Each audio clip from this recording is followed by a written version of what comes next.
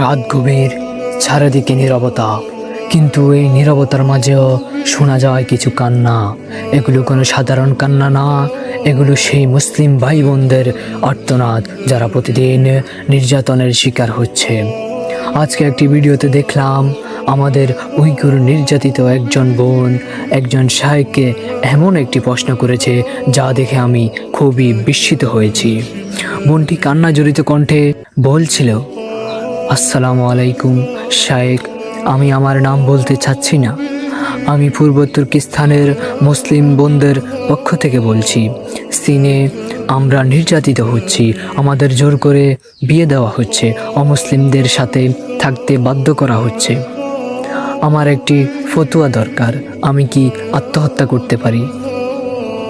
এই প্রশ্নটা শুধু একটি প্রশ্ন না, এটা একটি জাতির কান্না, একটি বোনের ভাঙা হৃদয়ের শব্দ। আজ পৃথিবীর বিভিন্ন জায়গায় শুধু মুসলিম হওয়ার কারণে মানুষ নির্যাতিত হচ্ছে। কোথাও ঘরবাড়ি ছিনিয়ে নেওয়া হচ্ছে, কোথাও মা তার সন্তান হারাচ্ছে, কোথাও বোনদের সম্মান কেড়ে নেওয়া হচ্ছে, কোথাও পুরো জাতিকে মুছে ফেলার চেষ্টা চলছে। তারা চায় আমরা যেন ভুলে যাই আমাদের পরিচয়, আমাদের ঈমান, আমাদের ইতিহাস। কিন্তু তারা জানে না এই ঈমান কাগজে লেখা না, এটা লেখা আছে আমাদের হৃদয়ে। ইসলাম আমাদের শিখিয়েছে জুলুম সহ্য করো, কিন্তু অন্যায়কে মেনে নিও না। আল্লাহ তাআলা বলেন, নিশ্চয়ই কষ্টের সাথে রয়েছে স্বস্তি।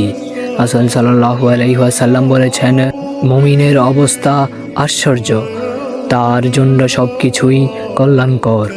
আজ যারা নির্যাতিত তারা একা না, তাদের জন্য আছে আল্লাহর সাহায্য, আর আছে আমাদের দায়িত্ব। আমরা কি শুধু দেখে যাব, নাকি তাদের জন্য দোয়া করব, তাদের কথা বিশ্বকে জানাবো, এর প্রতিবাদ করব? এই ভিডিওটা শেয়ার করুন যাতে পৃথিবী জানে আমাদের ভাই বোনেরা কেমন আছে।